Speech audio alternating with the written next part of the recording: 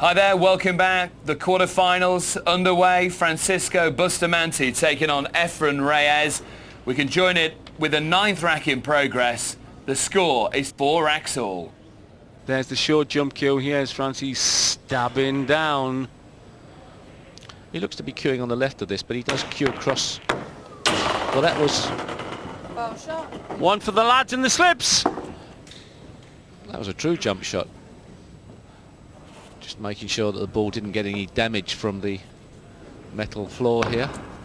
Jumped over 2 balls and jumped over the chalk, jumped over Efren's foot, jumped over everything, and Efren won't be jumping over this 1 to get to the 9. He'll be using the 1 straight onto the 9.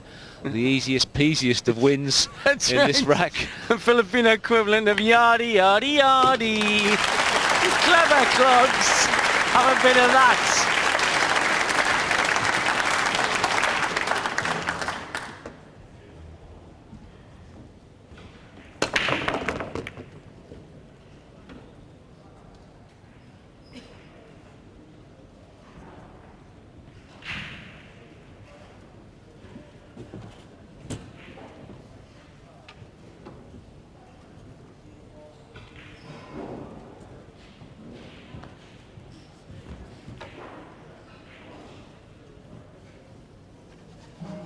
Is there a shot here? Yeah, the jump shot. No, you can clip the 1 here and try and miss the green 6, bringing the cue ball down into a safe area. Bit thicker than he would have liked. Perhaps not. Sorry about that, Efren. Well, slap your knees, Yeah, Steve sorry, Davis. sorry. Questioning the maestro. Apologies. I'll blame the fact I couldn't see the whole table from that angle. Marvellous shot there from Efren Reyes, flirting a little bit with that corner pocket. Once again asking the question to Bustamante, get your break, get your jump cue out. We have a lot of interest in this match around the world.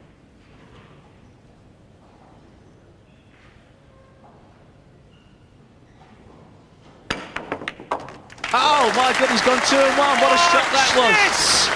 Oh, well, shot of the tournament. Definitely one of the top 3 we've seen. Just look at this. I'm going out and buying one of them. Where'd you get them? I want one of those. I want a Bustamante jump cue tomorrow. Fantastic shot by the maestro. Oh, yes, heart of the pocket. One of the shots of the tournament. And you can imagine if that was in the Absolutely. last rack, that would have been one of the mega shots ever played in the game. Didn't that bloke Sam Davis do a very good shot length of the table, hit the black pot the 9 the other night, that Davis bloke? Sammy Davis Jr., Sam Davis. Well, yeah, but that was a skillful shot and played for Bustamante, and immediately puts... Oh, gets stuck into that, mate. Yes. Oh, dropped a bit. Shh, don't eat loudly. You know what happened earlier in the he's going for another bit. Yes, a bit of side on that, a bit of right-hand side. Now, why he's got it! Why go for that bit when he could have gone for the outside bit? If I could just illustrate that. He could have gone with the outside bit and got less chocolate on the side of his mouth. Reyes going, swerving off 2 cushions, perhaps even 1, to try and contain this situation. He could be in trouble here, though. I think he's going to be, other than the fact that it's going to be very, very awkward queuing for Francisco Bustamante. Bustamante's going to get the step ladders out here to get enough backspin on this.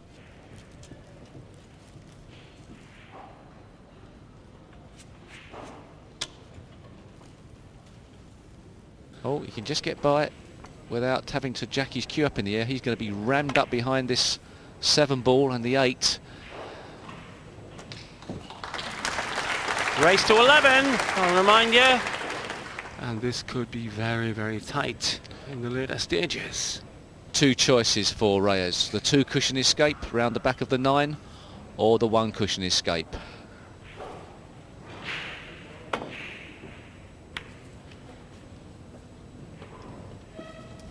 Step in, Busty.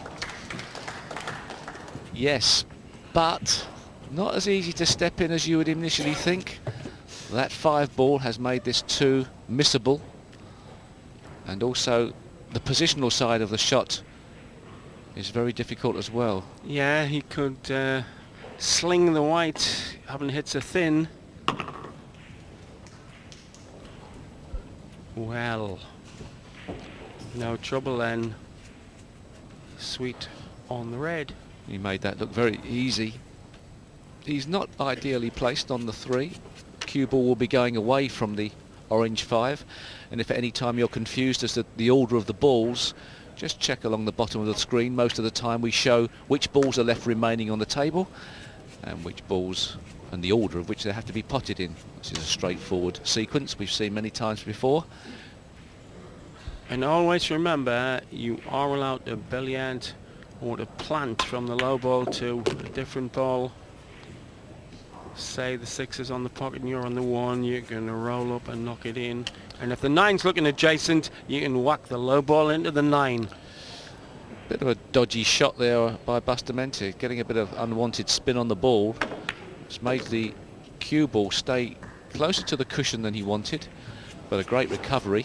And a great bit of English to make this angle perfect for a little old dink out from the cush.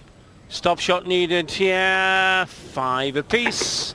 And unlike a couple of the matches yesterday that tended to drag on for ages, this match is motoring through. 5-5. Bustamante pulls it back. So a tense, nervous match. We're moving on to the 15th rack now. The score 7-7.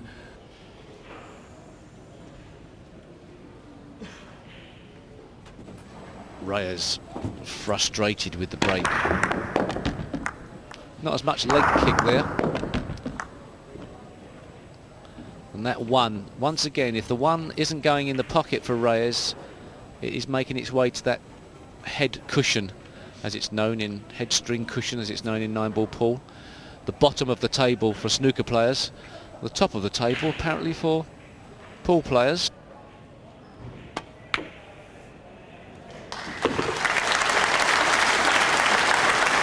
The long bank from Reyes, and an important bank from Reyes. He knew he had to play that aggressively. Never touched the sides. Well, nearly never. What a great shot. Sometimes a shot like that can turn the match. Reyes has done that on many occasions. I remember a marvellous bank he played against Jimmy White to knock Jimmy White out in a match 9-8 a couple of years back in this very tournament, when Reyes was in all sorts of trouble. He produced a bank and looking like 8-7 to Reyes. What a fascinating match this is. You know, it's over so quickly. I mean, they're playing at roughly twice the speed of racks as the table upstairs, which is obviously a much more considered match. You never can tell how the balls go. If they go in awkward positions, you get slower racks. But these two players have played in open table play more or less to perfection. Well, that's a great tribute. I think the whole thing is that, again, unbelievable genius and madness and the mad shots. The shots that they can conceive are probably in a broader spectrum or band of knowledge or imagination than anybody else's. The Filipinos take a kick as for granted. They take bank shots for granted. They take jump shots, as we've seen part of reference. There is a lot of imagination in every circumstance, hence a quick game.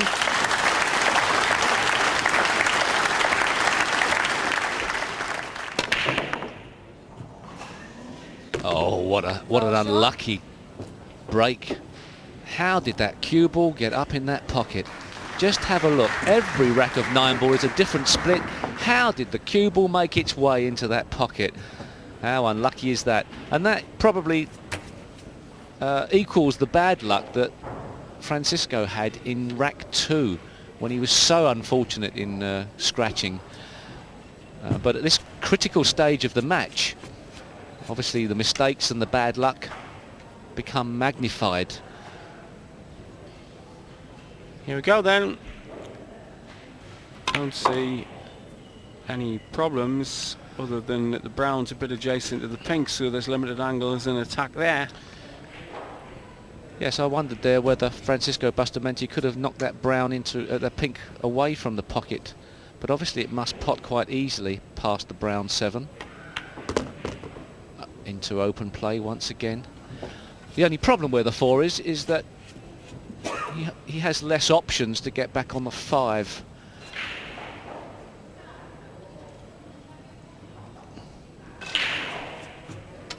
Can he develop the situation with the cue ball here? Well, he can definitely make the 4, but it's what he can... I think he's obviously going to be cannoning into the 7. He may play a draw shot, try and bump the 7 out of the way and put some right-hand spin on the cue ball.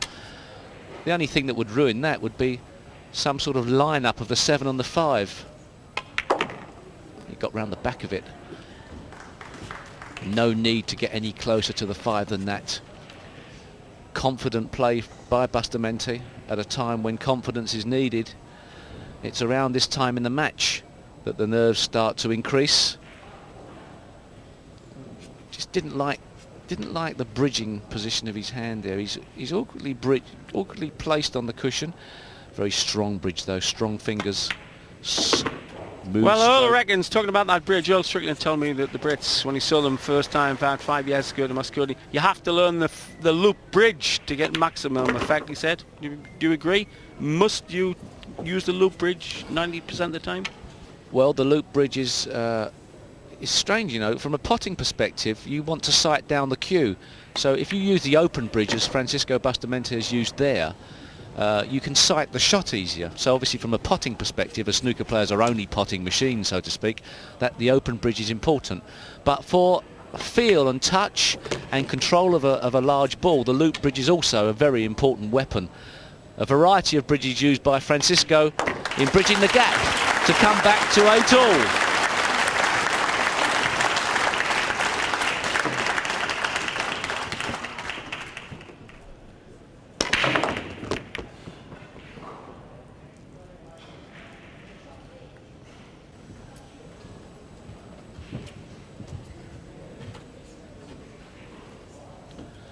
Bustamante retains control of the table.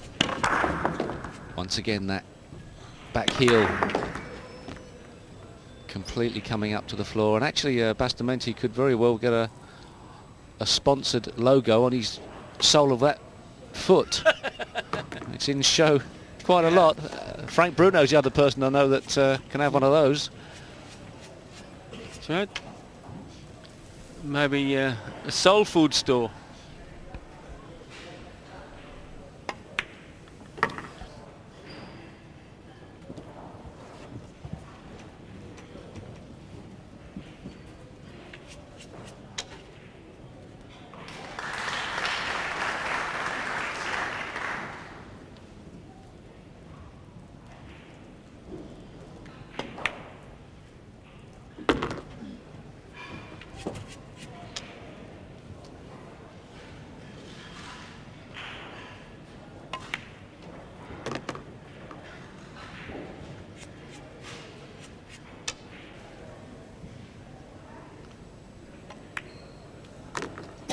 Buster here then, looking good for 9-8 in a race to 11.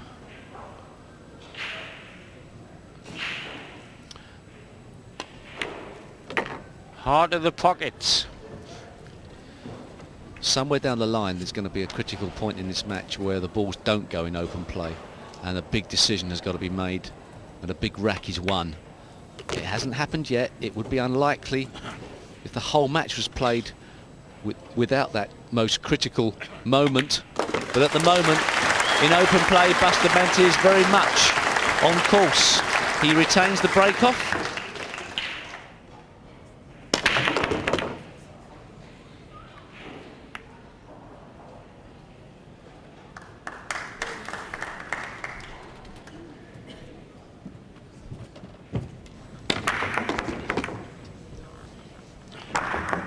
What a marvellous break. Look at the control on that cue ball. Hit dead centre on the 1, top spin, whipping the ball back to the middle of the table. You can't ask for a better break than that. He's got to be careful he doesn't lose the 1 over the pocket and send it along the top rail. Oh, that was magnificent as well. Knew exactly what was going to happen. Every reason to believe that Bustamante goes 2 racks in front with 3 to play. It's been a marvellous match, but possibly not the match that Reyes would be hoping for. I think Reyes would excel in a match where clever shots were needed, in open play, perhaps Bustamante the better player. We just, you know, we're talking about fractions. Well, we've been talking about him ever since he hit the American Tour about 12 years ago as a future world champion. Bustamante, he was 1998 Player of the Year. 1998 he was #1 on the Camel Tour in the World Championship here. He got to the semi-final when Efren won it. Ooh. Just sneaked in. Perhaps a little bit of nerves and tensions coming into that shot, but he did play the ball at the right speed, gave it every chance of dying into the pocket, and all of a sudden Bustamante once again in perfect position. And also thinking back along the match, that jump shot, the third jump shot that Bustamante played, how important has that been in the match? He was in all sorts of trouble there until he cut that ball. Here we go, and 2 cushions to make this. He could do this standing up in the dark in a hammock.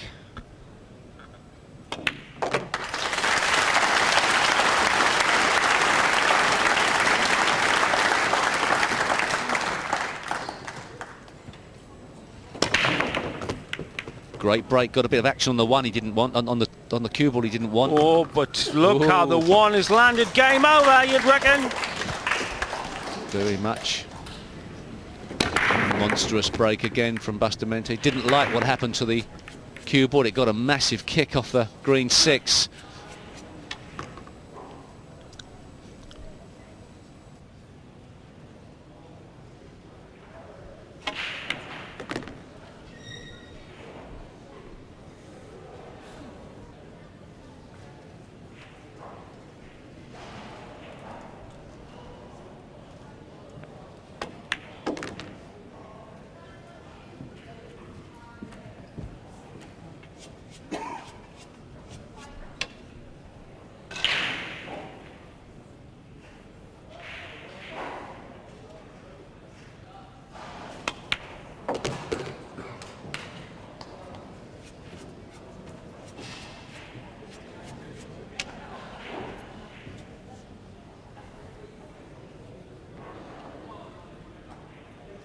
Bustamante so close and looks very cool and very collected, and you wouldn't bet against him missing any of these last 3 balls.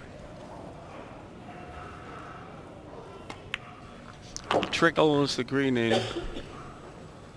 Sweet as you would like. Sweet as you'd like on this black. Just got to work it into the cush. Game over. Francisco Bustamante sinks the hopes of the former champ Efren Reyes.